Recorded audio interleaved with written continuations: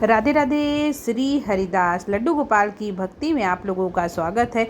इंदिरा एकादशी 2023 कब है और पितरों की मुक्ति के लिए ऐसा कौन सा उपाय करें जिससे कि यमलोक में भी हमारे पितरों को मुक्ति मिल जाए। पूजा का शुभ मुहूर्त क्या है, कथा क्या है, संपूर्ण जानकारी आज मैं आप लोगों को बताने वाली हूँ। तो जैसा कि इस बार पितृपक्ष शुरू हो चुका है और पितृपक्ष में इंदिरा एकादशी पड़ती है और इस एकादशी का बहुत बड़ा महत्व है। इस एकादशी को जो भी व्यक्ति करता है उसके पितरों को मुक्ति मिल जाती है, यानी कि उसके आत्मा को शांति मिलती है और यमलोक के द्वार से उसको स्वर्ग प्राप्ति होती है। तो इस बार सबसे पहले बता दूं कि इंदिरा एकादशी 2023 अश्विन माह के कृष्ण पक्ष की जो एकादशी तिथि आती है उसी में इंदिरा एकादशी मनाया जाता है और इस बार इंदिरा एकादशी 10 अक्टूबर को पड़ रही है, यानी कि हम 10 अक्टूबर मंगलवार को इंदिरा एकादशी का व्रत रखेंगे। जो भी व्यक्ति एकादशी के व्रत का पालन करता है उसके ऊपर कृष्ण भगवान की लड्डू गोपाल की कृपा बनी रहती है। यानी कि इस बार पितृपक्ष में इंदिरा एकादशी वैसे हर साल पड़ती है। वैसे तो साल में 24 एकादशी पड़ती है, हर एकादशी का अपना अलग महत्व होता है, लेकिन इस एकादशी का बहुत बड़ा महत्व है क्योंकि इसमें जो भी व्यक्ति व्रत रखता है उसके जो पितर जिनकी आत्माओं को शांति नहीं मिली है, अगर वो यमलोक के द्वार पे हैं, वहीं पे विराजमान है, उनको मुक्ति नहीं मिल पा रही है, तो जो भी व्यक्ति इस व्रत को रखता है उनके पूर्वजों को मुक्ति मिल जाती है, यानी कि वो स्वर्ग की प्राप्ति होती है। तो जो इंदिरा एकादशी है उसका शुभ आरंभ वैसे तो 9 अक्टूबर को ही आरंभ हो जा रहा है 12:30 बजे से और इसकी समाप्ति जो है 10 अक्टूबर को दोपहर 3 बजे के बाद है। तो चूँकि उदया तिथि के अनुसार हम लोग इंदिरा एकादशी का व्रत 10 अक्टूबर को रखेंगे। 12 अक्टूबर को इसका पारण है, यानी कि सुबह 6:30 बजे तक हम पारण कर लेंगे और उस दिन हमें लड्डू गोपाल की सेवा जरूर करनी चाहिए। अपने लड्डू गोपाल जी को जगाना, पानी पिलाना, उनको स्नान कराना, स्नान कराने के बाद उनको सुंदर सा वस्त्र पहनाना, उनकी सेवा करना, ये हमें ज़रूर करना है। इससे लड्डू गोपाल जी हमारे ऊपर खुश होते हैं, घर में सुख समृद्धि बनी होती है और हमारे पितरों को भी मुक्ति मिलती है।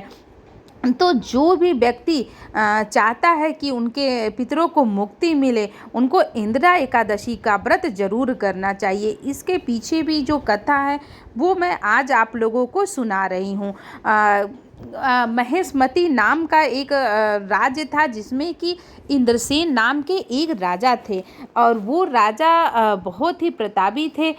लेकिन एक दिन ऐसा हुआ कि उन राजा को इसके व्रत की महिमा के बारे में पता चला, यानी कि नारद जी जब यमलोक गए थे तो यमलोक में उन्होंने इंद्रसेन के राजा के पिता को देखा और उनके पिता ने जो बात बताई वो आके उन्होंने इंद्रसेन के दरबार में आके बोला कि आपके पिताजी ने मुझसे जो बात बोली है वो मैं आपको बताना चाहता हूँ। तो इंद्रसेन ने बोला कि ऐसी कौन सी बात है, कृपया आप नारद जी मुझे बताइए। तो नारद जी ने कहा कि आपके पिताजी ने बोला कि मेरा एक एकादशी का जो व्रत था वो पूर्ण नहीं हो पाया था, भंग हो गया था, इसकी वजह से मुझे मुक्ति नहीं मिली और हम यमलोक में ही हैं और हम अपनी मुक्ति चाहते हैं और इसके मुक्ति के लिए जो एकादशी का व्रत है यदि हमारा पुत्र करता है तो हमें मुक्ति मिल जाएगी। तो इंद्रसेन ने कहा कि नारद जी आपने बहुत बड़ी बात बताई, मैं इस व्रत को जरूर करूँगा। तो जब भी अश्विन माह का कृष्ण पक्ष की एकादशी तिथि आई तो उसी तिथि पे राजा इंद्रसेन ने इस व्रत को रखा और इस व्रत के करने से ही उनके पिता को मुक्ति मिल गई, यानी कि वो बैकुंठ धाम पहुंच गए।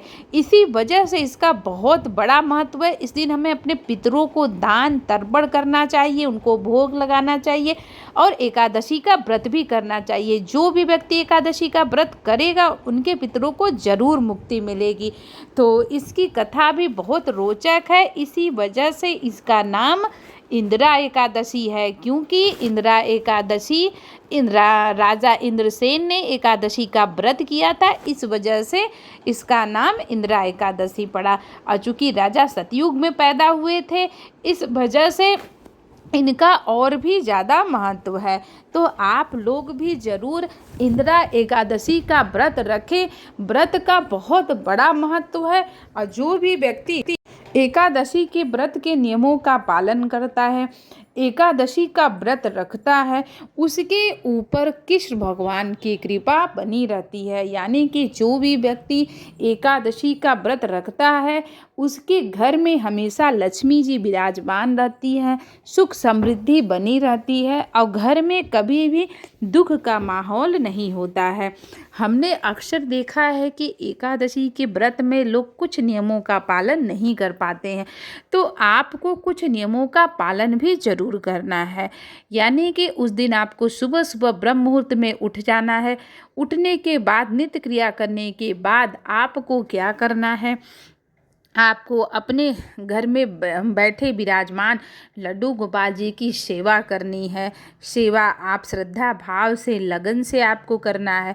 उस दिन आपको विष्णु भगवान के मंत्रों का जाप भी करना चाहिए, जैसे कि ओम नमो भगवते वासुदेवाय। उसके बाद आप कृष्ण भगवान के मंत्रों का भी जाप जरूर करें, जैसे कि ओम कृष्णाय वासुदेवाय हरे परमात्मने प्रणत क्लेशनाशाय गोविंदाय नमो नमः। इस मंत्र के जाप से आपके घर में जो भी दुख है, विपत्ति है, वो दूर हो जाएगी और कृष्ण भगवान की कृपा दृष्टि आपके परिवार के ऊपर हमेशा बनी रहेगी। तो लड्डू गोपाल की सेवा ज़रूर करनी है, यानी कि उनको सुंदर से वस्त्र पहनाने हैं, उनको भोग लगाना है और राधा रानी जी का भी सेवा हमें ज़रूर करना है। यदि आपने घर में राधा रानी जी को रखा है तो आपको राधा रानी जी की सेवा हमें ज़रूर करनी चाहिए। और इंदिरा एकादशी का व्रत रखने से जितने कहते हैं हमारे सारे पाप धुल जाते हैं और जितने भी पितृ लोग हैं उनको वैकुंठ धाम मिल जाता है, यानी कि उनको मुक्ति मिल जाती है। जो इतने दिनों से यदि कोई व्यक्ति बहुत पाप भी किया हो, अगर वो व्यक्ति एकादशी का व्रत रखता है तो उसको भी मुक्ति मिल जाती है।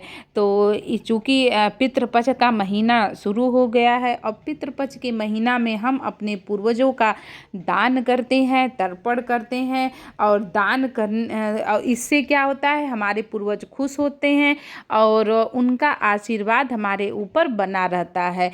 और उसके बाद हमें अपने पूर्वजों के लिए जैसे कि कुछ व्रतों को भी करना चाहिए, जिसमें कि इंदिरा एकादशी का व्रत है, जो कि ये सिर्फ पितृपक्ष में ही पड़ता है और इसके करने से हमारे पितरों को मुक्ति मिल जाती है। और जाने अनजाने में ही सही आप एकादशी का व्रत के नियमों का पालन जरूर करें। लहसुन प्याज न खाएं, उस दिन चावल नहीं खाना चाहिए हमें और संयम से रहना चाहिए, व्रत के नियमों का पालन करना चाहिए, क्योंकि बहुत से लोग जाने अनजाने में एकादशी में गलती कर जाते हैं।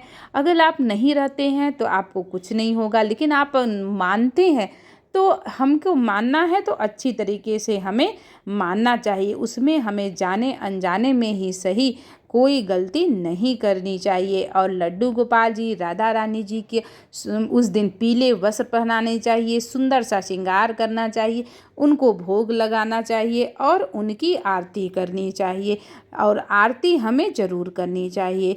तो वीडियो कैसा लगा, आप लोगों को जानकारी कैसी लगी? वीडियो अच्छा लगा तो आप हमारे चैनल को लाइक, सब्सक्राइब, शेयर ज़रूर करें।